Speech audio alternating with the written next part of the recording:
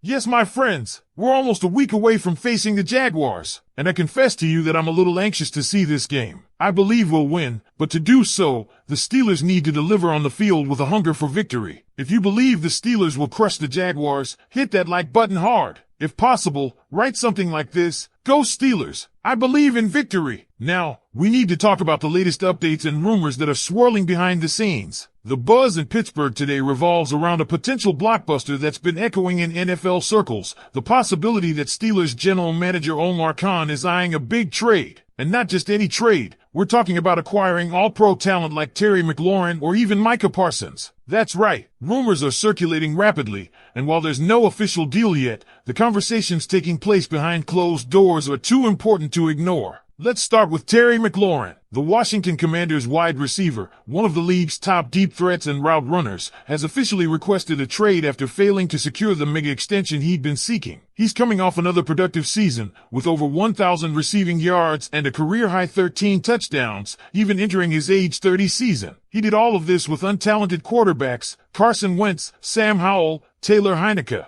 It wasn't until the arrival of Jaden Daniels that he finally had a quarterback capable of unlocking his potential, and that resulted in resounding success. So, naturally, you hear that a player like McLaurin might be in the running, and you start to wonder, could Pittsburgh be that place? Imagine pairing Scary Terry with DK Metcalf in an offense now led by Aaron Rodgers. They would instantly become one of the most feared wide receiver duos in the league. That's the kind of firepower that keeps defensive coordinators up at night. But here's where the story takes a turn. McLaurin reportedly wants to be one of the top 4 highest paid receivers in the NFL. That means more than the $33 million a year the Steelers just gave DK Metcalf. That's a lot of money to sink into 2 receivers, especially for a team that is clearly building around a heavy personnel offensive identity under Arthur Smith. The Steelers plan to live in 12 and 13 personnel packages this season. That's 2 or even 3 tight ends on the field. You can't pay 2 elite receivers and only put one of them out there half the time. And look, Pittsburgh already made its statement when it traded away George Pickens. They didn't want to pay Pickens elite WR1 money long term. That decision,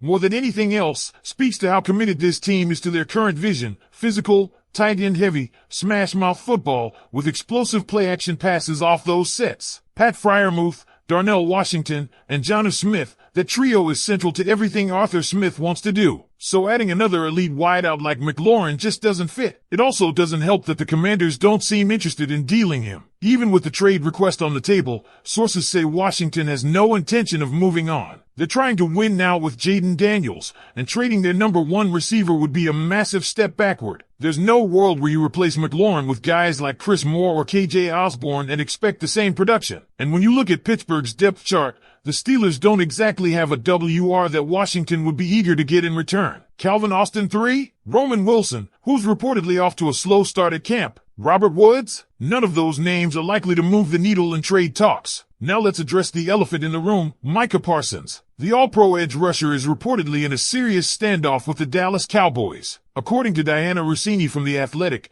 Parsons' relationship with the team has deteriorated to the point where he might consider requesting a trade. He's upset over failed contract negotiations, and things are looking tense in Dallas. Parsons wants clarity. The Cowboys thought they had a deal, and now communication has broken down completely. There's friction, there's frustration, and there's fuel being added to the rumor mill. Here's where it gets interesting for us in Pittsburgh. Reportedly, if Parsons were to ever leave Dallas, there's only one team he'd consider joining: the Pittsburgh Steelers. Not the Eagles, not the 49ers, the Steelers. Why? Part of it is legacy. The other part? Mike Tomlin. Parsons has tremendous respect for Coach T, and that connection could be the X factor. But let's come back down to earth for a second. A move like this? It's unlikely, very unlikely. As fun as it is to dream, paying both TJ Watt and Micah Parsons over $40 million per season each is just not financially sustainable. The Steelers already boast the best pass rush in the NFL. Watt, Highsmith, Herbig. That trio is dangerous, effective, and cost-efficient, especially considering Highsmith's contract is peanuts compared to today's edge rusher market. And let's be honest, Omar Khan is a wizard with the salary cap,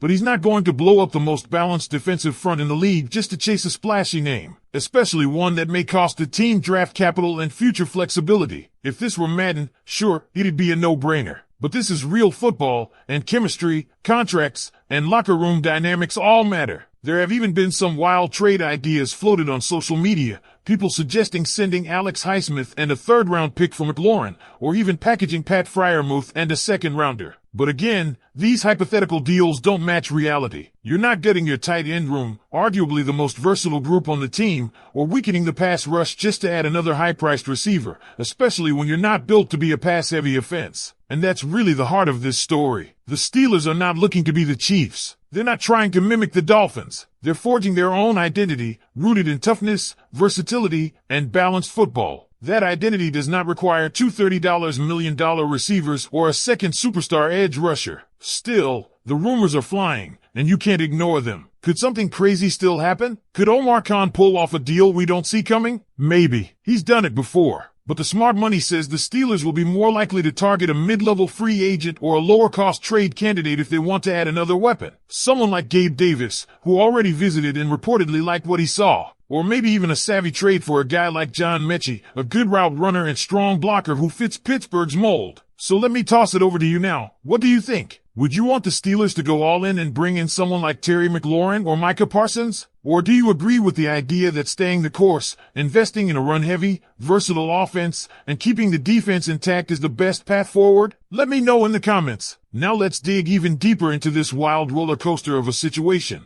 because what's happening behind the curtain might not only define this season, it could shape the very identity of the Pittsburgh Steelers for years to come. Let's circle back to that Terry McLaurin situation. You've got a player who is one of the most consistent and durable receivers in the NFL, who just dropped a 13-touchdown season and is still torching DBs despite a carousel of mediocre quarterbacks. The guy has elite contested catch ability, elite after-the-catch production, route running polish, size, the full package. And yes, the Steelers could theoretically pull the trigger. They've done splashy deals before. But everything we've heard coming out of Latrobe and the front office suggests otherwise. Why? Because of identity. Because of vision. Arthur Smith isn't coming to Pittsburgh to air it out like Sean McVay or Kyle Shanahan. He's bringing a bruising, physical, trench-dominant style of offense. One that lives and breathes in heavy formations. 12 and 13 personnel packages. That means tight ends on tight ends on tight ends. And that's not just talk. That's how this roster has been constructed. You've got Pat Freiermuth, one of the most dependable possession tight ends in the game, thriving in the intermediate space. You've got Jonnu Smith, a mismatch piece who can be flexed into the slot and create separation like a big-bodied receiver.